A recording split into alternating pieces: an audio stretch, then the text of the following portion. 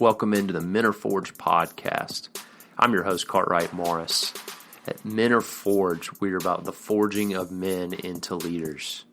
If that feels like something you are called to, I recommend you going to menareforged.com to find out more about the services I offer.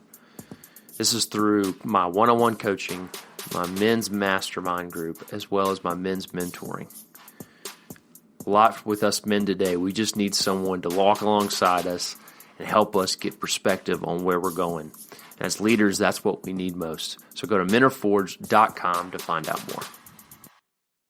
All right, welcome into the Men Are Forged podcast. I'm excited about my guest today and to really hit on this continuing theme of how do we really embrace hardship, discomfort, to really discover more of that life we really want. And my guest today, Wyatt Simon, I'm really excited to have Wyatt in today with Full Circle Real Estate, which I'm looking forward to hearing his story. But Wyatt, it's great to have you, man. Yeah, thanks for having me on. Pleasure to be here. Absolutely. Well, Wyatt, I don't have too many college basketball players come on my podcast. So therefore, I would love to, maybe a fun question, just kind of see if you still follow college basketball and anything that really stands out. I don't know who your team was, but then second of all, what were some of maybe the things you learned about, that you learned during playing in your playing career that you're still carrying today? Well, Cartwright, I played at Doane College, which if you don't know where that's at, join the majority of the population. That is in Crete, Nebraska. I call it the armpit of Nebraska, but that's where they let me play because I was that good. But to give you some background on that, I'd say one thing that I learned there was in my freshman class, there was 28 freshmen on the team. Just freshmen on a alone. Basketball team. 5 guys that play on a basketball team, right? There was 28. This isn't the football freshmen. team. This is the basketball team. This is the basketball team. Yeah. So 28 freshmen came in. There's a total of 56 players on the team. My first year, there was 3 teams. Of those 28 freshmen, there was 3 guys that stayed all 4 years. 2 of those guys played varsity their first year. I was not one of them. And so I was that third guy, that scrub that just number 3, baby. Scrubbed my way up and didn't quit and worked hard and became a captain my senior year and got to play college ball and have my college paid for. So that was my experience. That's awesome. And I'm guessing you were a guard. I was, not a center. I was a 5'11" guard. Yeah, so, gotcha. Yeah. You weren't Shaq in the post, I'm guessing. Not quite. Yeah, could dunk, but not quite. Yeah. All right, okay, that's saying something. I'm 6'2" and I can't do that. So, but nobody's really surprised by that. So, give me some, like 4 years. It sounds like that was a hardship. Like you really learned a lot. So, what are some of the maybe lessons you learned in pursuing that you're still really applying today? So I think one of the things that I learned was if you just it's not really failure until you give up. So, I wasn't the greatest player, but I didn't quit. And I just kept pushing. I kept getting better and I kept getting better. And I never became the greatest player. And I never made it to the NBA like I thought I would, but I didn't quit. And because I didn't quit, I was still able to add value. I started seeing some varsity time my sophomore year and a little bit more my junior year and a little bit more my senior year. And I just kept improving. I think life is all about those incremental improvements. And if you just continue to improve every single day and you don't give up, then inevitably you're going to do something pretty incredible. That's good. I think, too many times we think momentum is created by big swings, but really momentum is just by doing the little things on a consistent basis. So that's a great point you just made. So I'm curious just to, I guess part of your background is basketball, but what were some of your things growing up that you really learned that you could define part of who you are today? Well, I grew up in a Midwest family out in, my mom was from Iowa. My dad was from South Dakota, and I grew up primarily in Colorado on a little ranch.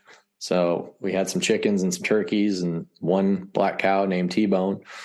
So anyways, growing up on the farm, I mean, I was just told that, chores were a daily part of the thing. So every day, I'm out helping out with chores, making sure things are going well, and then going to school and taking care of business. And then, I was weird. I always did homework on the way home so that I could actually spend some time doing whatever I wanted when I was home. So in the car ride home, I had a 30-minute car ride home, and I was normally done with homework by that time when I got home. So just growing up, I was instilled, Midwest, work hard, take care of business, work first, play later. And I don't know, it ended up working out okay, I guess. Yeah.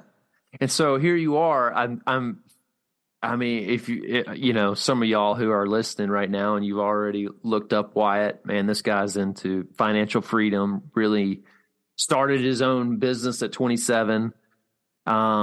So I think there's a little bit more to even just hard work. So give us a little bit more of your story after college basketball. What were some of the decisions you made that really set you up or really led to who you are right now?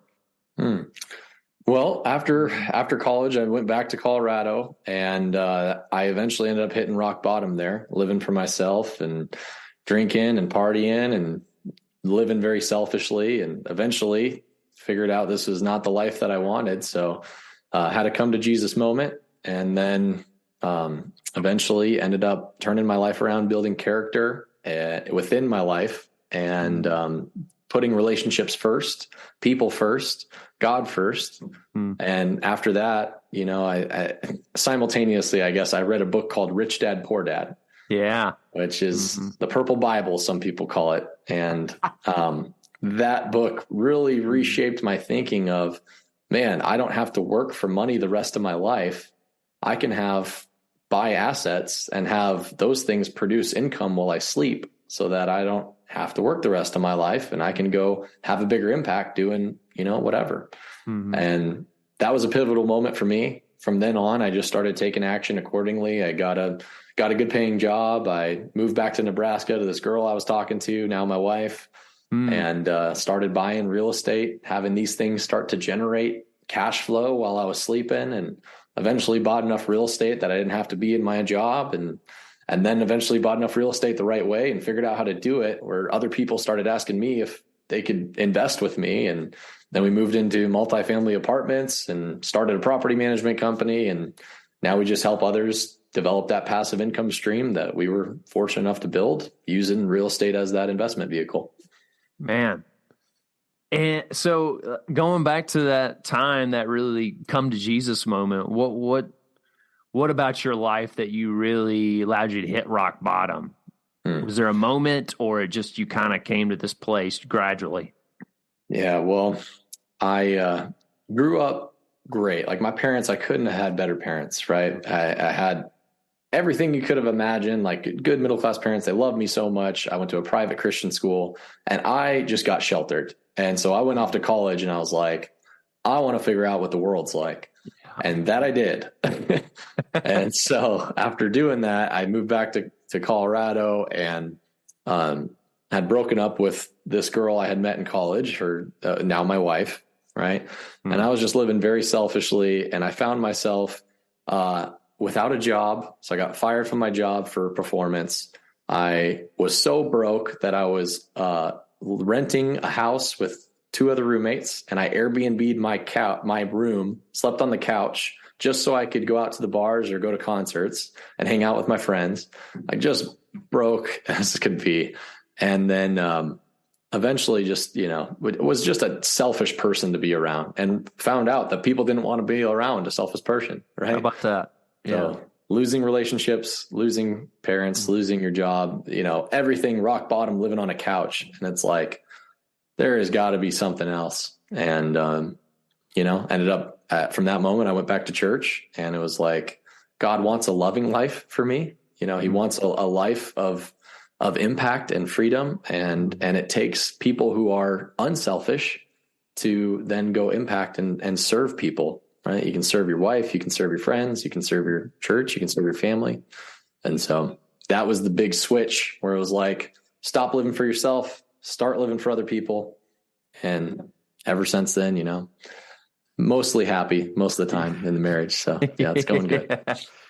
Right. It's that joy part, right? That actually sometimes it's not always easy, but it's the long-term everlasting versus the short-term happiness, right? Yeah. Amen. That's Yeah. good, man.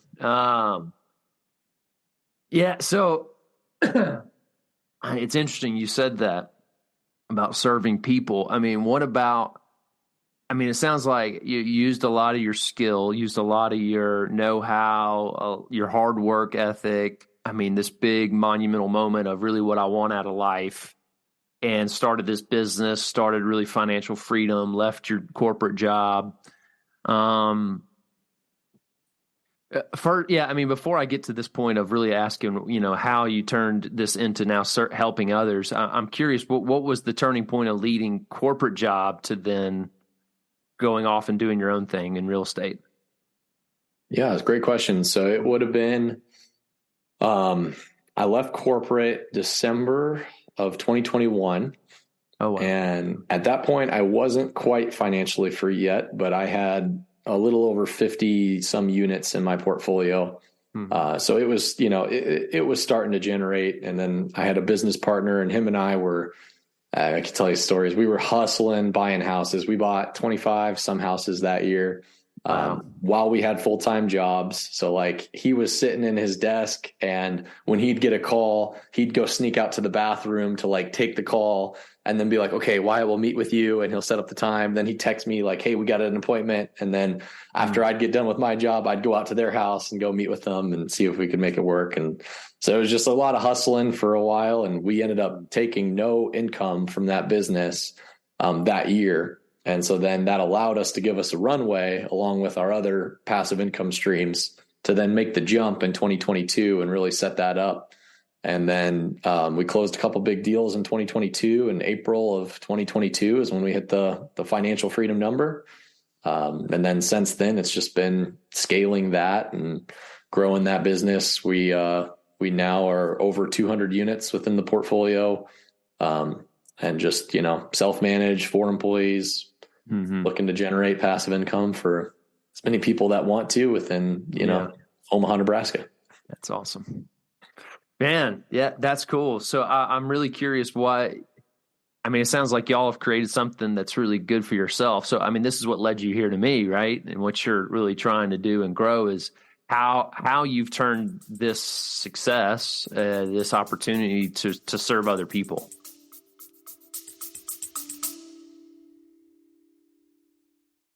Today's episode is brought to you by Thrive Marriage Lab. If you want your marriage to thrive, this is a great opportunity to you, because strong marriages are the bedrock of strong churches, organization, families, and community. This is a 12-month pathway for any of you that are looking to really have weekly engagement with experienced marriage counselors. Not just one, but many. So go to restory.life/thrive to get on the waiting list for this great program that starts in April. That's restory.life/thrive. And make sure you put the word Forge in the promo code to receive a discount on your monthly fee. Now, back to the episode.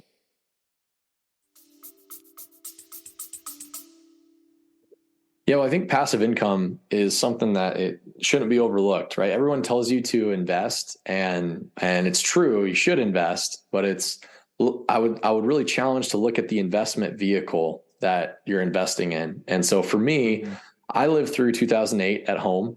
And when I was living through 2008, it wasn't the most stress-free time of my life.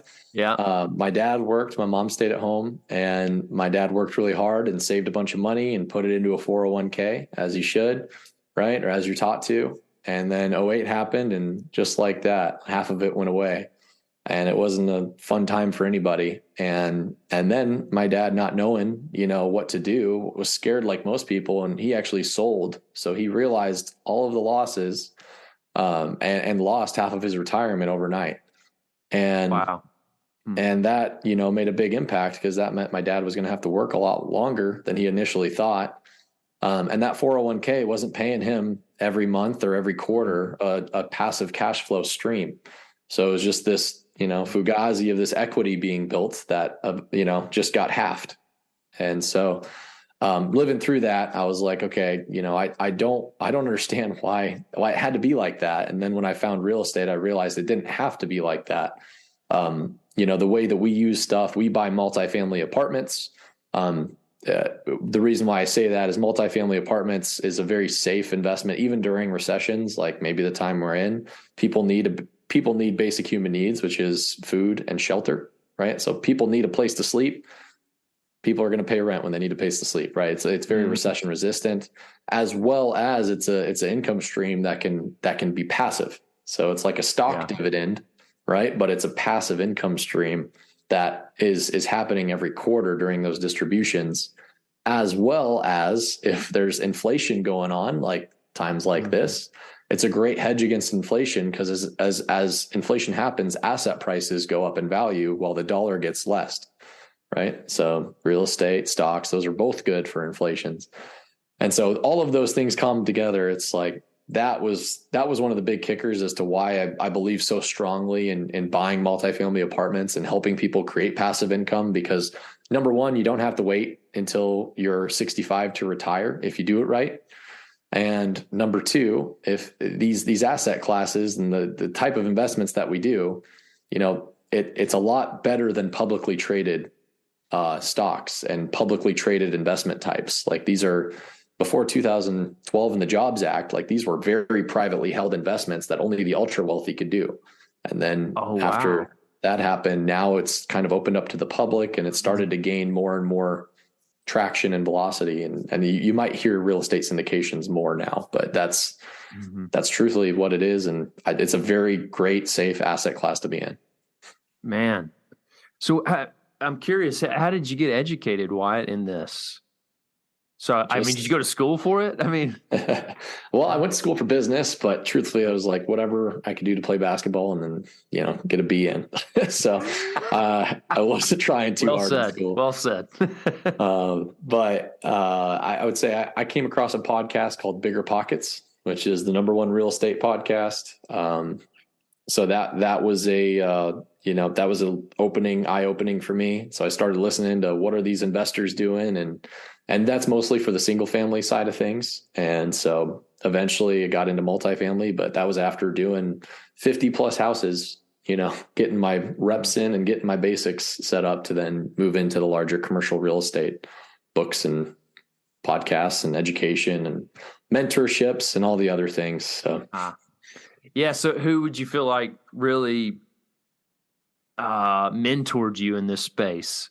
Did it happen organically, or did you seek out somebody?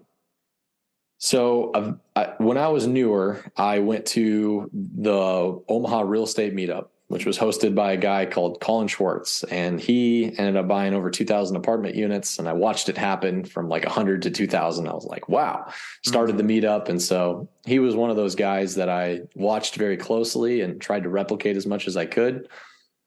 Went to those meetups, learned as much as I could. And then I would say if anyone's looking at getting started, I joined a group called Jake and Gino.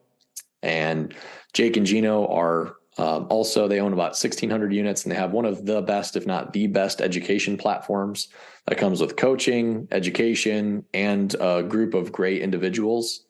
It's not cheap, but it's a great network along with events. I went to 6 events last year from them alone. But it's just a great, those two platforms. I would say if you're new and just starting out, listen to Bigger Pockets and go to a meetup, and you'll start to learn.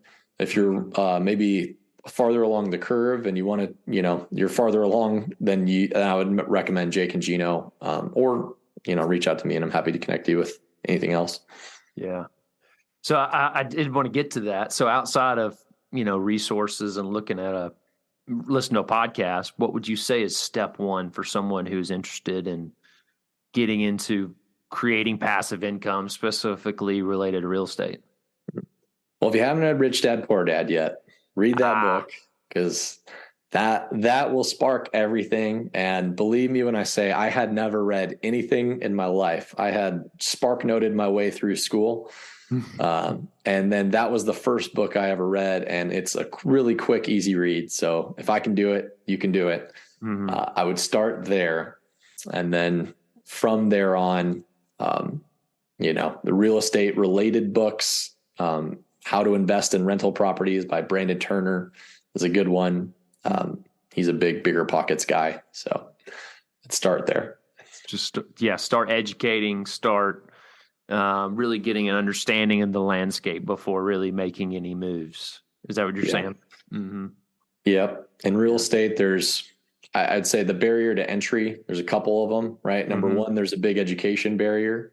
So you gotta take education, you gotta take action on that. Number two, there's wealth, right? Yeah. You gotta learn finance / have some money to take action. So but you won't get anywhere if you don't start. And when I was 21 reading Rich Dad Poor Dad, I had zero money in the bank account. So it's, we all start from somewhere. Yeah, that's good. Yeah. That in itself, because I imagine some people look at you and go, this is daunting and there's no way I'll do it. I don't know if you felt that way, but how, you said Rich Dad Poor Dad. I think that's a lot of guys, they see that hill and they're like, nah, I'm good. What kept you so engaged to kind of finish this out to now that you have your own company? It's a great question. Maybe some of it was I didn't see all of the hill. People might see. Just took us right in front of you. That's a great way to look at it. Yeah. You don't know what you don't know, right? But no, in all honesty, I think people put boxes and barriers around what they can do when really it's anybody can do anything. You just got to figure out a way to do it. So I was able to do it in 4.5 years from 22 and know nothing and have no resources to, now becoming financially free and running a business on it. So, if I can do it in 4.5 years, then if you're starting out with maybe, money and some education and some knowledge of how this world works, there's a better chance that you could actually shorten the learning curve. And there's so much technology out there of people that have been through it that are going to share their story for free on podcasts, right? And that you can pick up those tips and golden nuggets. Yeah. So I'm curious about the money piece too. How much did you lean into? Do you use mostly your own money? Did you get loans, mortgage? what did you end up doing starting out? Yeah, that's a great question. So initially I used an FHA loan and I bought a duplex. I lived in one side and I rented out the other. So that's called house hacking for the fun people out there. So started out with house hacking. FHA loan just means, you're bringing 3.5% down. So, I had saved up a little bit of money from my job and I was able to bring, it was like $10K down. And then that got me started.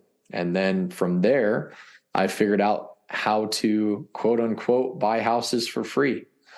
And that could be a whole nother lesson, but essentially was able to borrow another family member's money at a set interest rate, buy a house, improve the value, refinance the house and pay back that family member along with interest. And then now own this cash flowing rental for free because now I have none of my own money in it.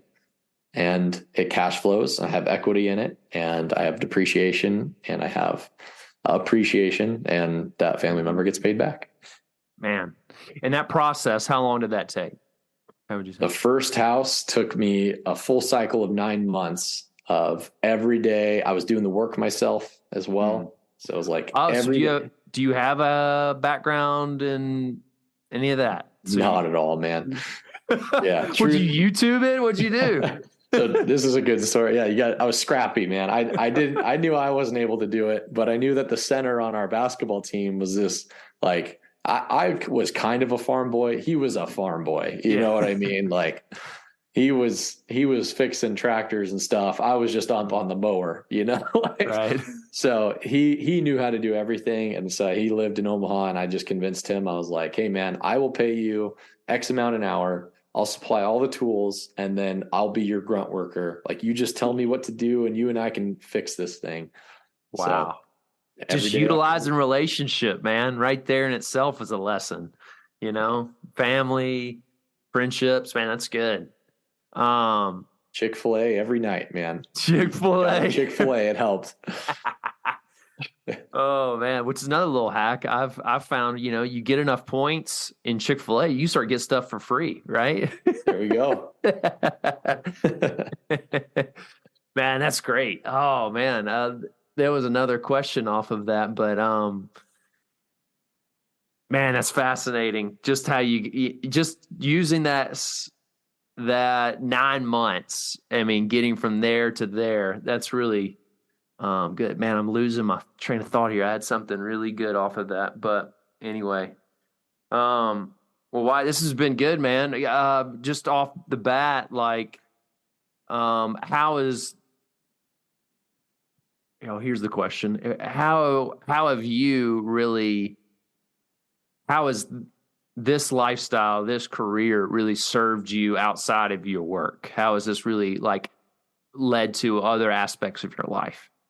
Yeah, it's a great question. So maybe to put that as an example, I remember when I was broke and I would go to a grocery store and I would see, I just remember one time there was a woman that she was going to pay for groceries. She was paying all cash and you could just tell it was really weighing on her, right? Like she was like shaking at the register and it was, to me, I was like, oh, this is taking forever. But then I looked and I saw what was in front of me and I was like, oh, like I really felt for her because you could tell this was a big chunk of their income was paying for groceries. And, I remember seeing that in Colorado when I was not in a good place either. Like I'm Airbnb-ing, I could be shaking for money too.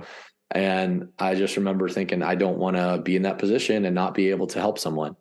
And so, like now when we go places and we see people that are in need, we have the ability to actually help people, whether it's groceries, whether it's, people that are homeless that need, maybe we can just buy them a coffee. Like I remember one time specifically, we were downtown, my wife and I, and there was a guy and it was downtown Omaha, which we were talking earlier. You don't like the cold. It was cold, man, like below negative degree wind chill. And there's this homeless guy out there, just wanting money and he is freezing and I'm freezing. And I'm like, so we took him into a coffee shop and we got him a hot chocolate and, now he's able to stay in the coffee shop until they close at least, which is warm. And it's like, anybody can do that. He doesn't need to be financially free, but it's like, now we don't have to think about those things. It's just, we can react and we can do those things for other people. That's been really freeing. Man, that is great that you're actually, I mean, that's where I imagine if you didn't have the big revelation at 20, when you were just out of college of that selflessness of that transition in your life, but actually using your wealth for the benefit of others, actually like at the end of the day, that's why I think God blesses us financially is that, it's almost like the Abraham principle of, I will bless you to bless others. And so, man, that's really cool. That mindset. I appreciate you sharing that. I got to ask this though. I don't know. I hate this question because it feels so like but like, all right. So what do you think about the market today? If somebody's like, well, this all sounds great, Wyatt, but the market sucks right now. So, yeah. Well, to that point, so the market is a little tough because interest rates, right? So interest rates are making it tough on everyone, and inevitably with rising interest rates becomes a slower, tougher economy. Mm-hmm. But with that said, the people that figure it out during the slow times are the people that crush it during the good times. Yeah. Right. So now is the opportunity for people that are letting go of the gas for you to step on the gas, figure it out. And then by the time, maybe it's the end of 2023, maybe it's the start of 2024, who knows? But when things start to turn around, Jerome Powell starts to lower the interest rates again. That's where it's going to be an awesome time to capitalize. Man, that's maybe just a great lesson in general. But when people are pulling off the gas, that's time for you to put your foot on it.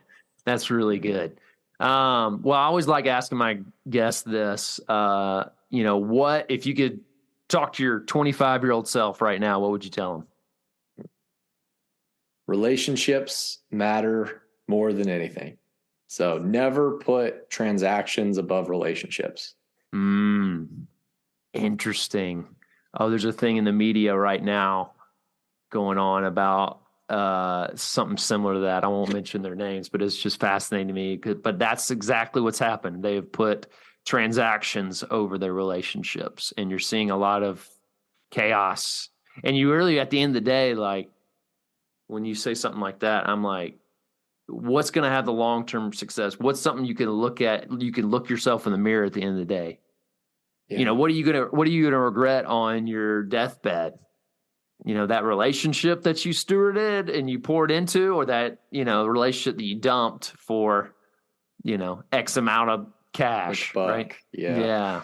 Yeah. And truthfully, you caught me on a good day. So this weekend I was at an event in Louisville, and Jesse Itzler was able to speak at that event. And so I saw him live for the first time, and he was one of the best speakers I've ever seen. And I'm taking that, quote unquote, from what he took as well. He gave an example of, if you sleep for 8 hours a day, and then you eat for maybe a total of 1.5 hours a day, and then, you work for 40 hours a week and all these things, it's like, you really only have, like, that's 75% of your year is like working, eating, and sleeping. So it's like you only have 25% to do whatever you're going to do. Mm-hmm. And he gave this example. He said when he was in his 20s, he was building a Marquis jet, which he then sold for $6 billion to Berkshire Hathaway. When he was in his 30s, he was raising his family. And simultaneously, his mom said, I really want to go on a trip, in his 20s. And he's like, Mom, I'm busy. I can't. I'm building this company. In his 30s, he's like, oh, I'm busy. I have family. Sorry, Mom. I'm dealing with my kids. And then in his 40s, his mom could no longer go on trips anymore. And so he said, don't ever prolong life experiences and relationships, because you only get that 25%, and you only get that 25% for so long. So it's like, make that a priority. Man, that's good. Man, you nailed it. Yeah, Wyatt. Well, man, I'm curious where you, just where people can find you if they want to connect, or just find out more about what you do. Yeah, hit me up at my Instagram is Wyatt Buys Buildings. You can check me out on Facebook, Wyatt Simon, and then our website, if you're looking to learn more and look at what Full Circle Real Estate does, is fcequitypartners.com. That stands for Full Circle, fcequitypartners.com. Well, Wyatt, I appreciate you coming on, man. This was great. I really enjoyed talking to you. Yeah, thanks for having me on. Appreciate it, brother. Thank you for listening to Men Are Forged podcast. If you enjoyed this interview, I recommend going over to Men Are Forged YouTube page and subscribing.